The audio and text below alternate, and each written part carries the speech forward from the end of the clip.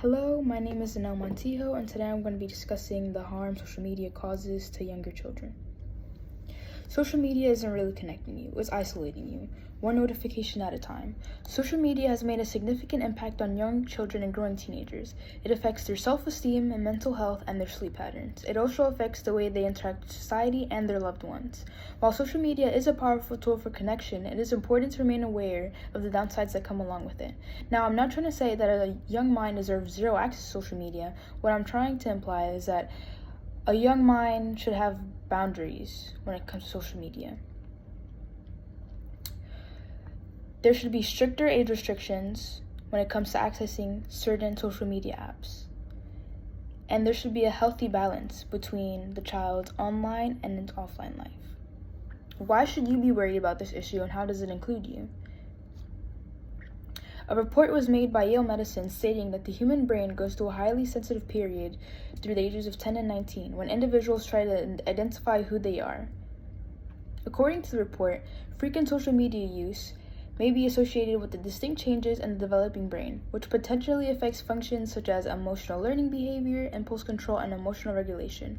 Now, I know some people in this audience have younger siblings, cousins, nephews, or even children of their own. Therefore, it's always important to remain cautious and aware of social media and the damage that comes along with it. As a parent, older sibling, uncle, or aunt, you might ask yourself, what specifically about social media can have a negative impact on my younger loved one? According to the Health Cleveland Clinic, too much time on social media apps can lead up to an increase in body dysfunction, eating disorders, and low self-esteem. Reports from the Health Cleveland Clinic show that 46% of teenagers from 13 to 17 stated that social media made them feel worse about themselves and their bodies.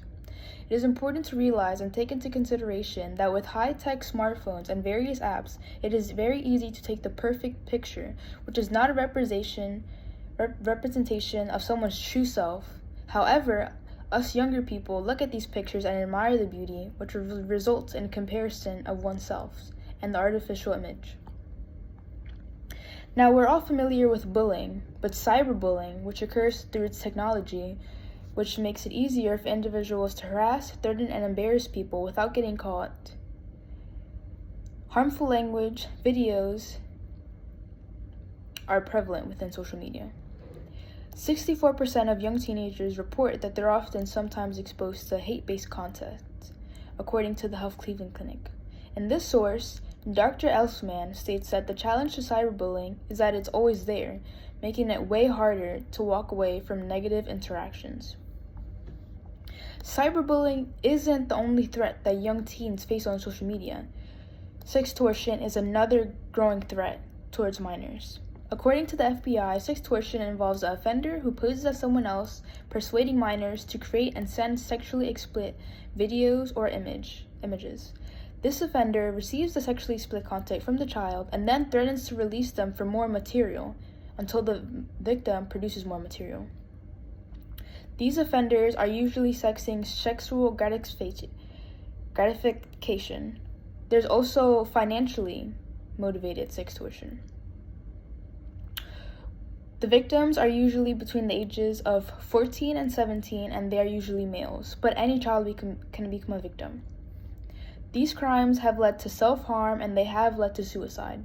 From October 2021 to March 2023, the FBI and the Homeland Security investigations have received over 13,000 reports of online financial sextortion of minors. The sextortion involved at least 12,600, which were primarily boys, and they caused at least 20 suicides.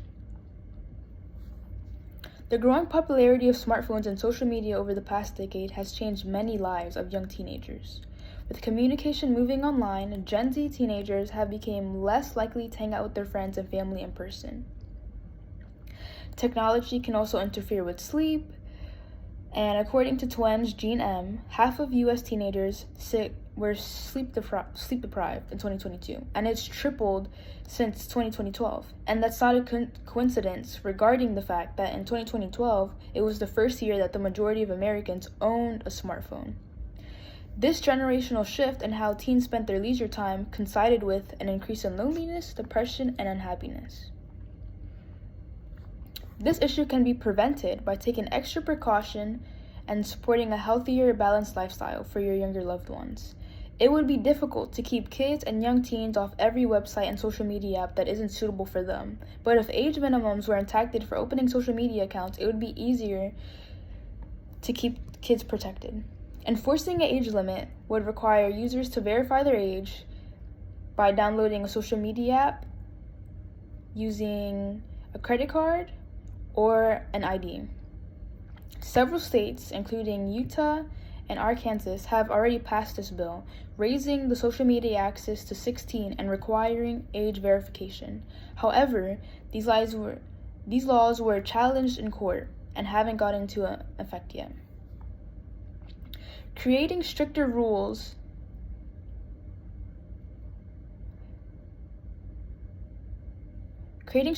on age restriction isn't the only solution to this problem. Instead of handing your child a tablet or a smartphone, start off with technology such as CD players, iPods, or flip phones. This is a way to give your child or your younger loved one access to technology without the temptations of internet access and screen time. It is also a way to keep your child safe from the internet and protect their attention span before their teenage years. In conclusion, children and young teenagers should limit the use of social media because the overuse of its linked negative mental health outcomes such as depression, anxiety, and body dysmorphia and social comparison. Social media also exposes children's dangers such as cyberbullying and sextortion, which affects the young developing mind. I believe children don't need access to the internet until they reach the age of 16, and you should too. Thank you for taking the time to listen to me.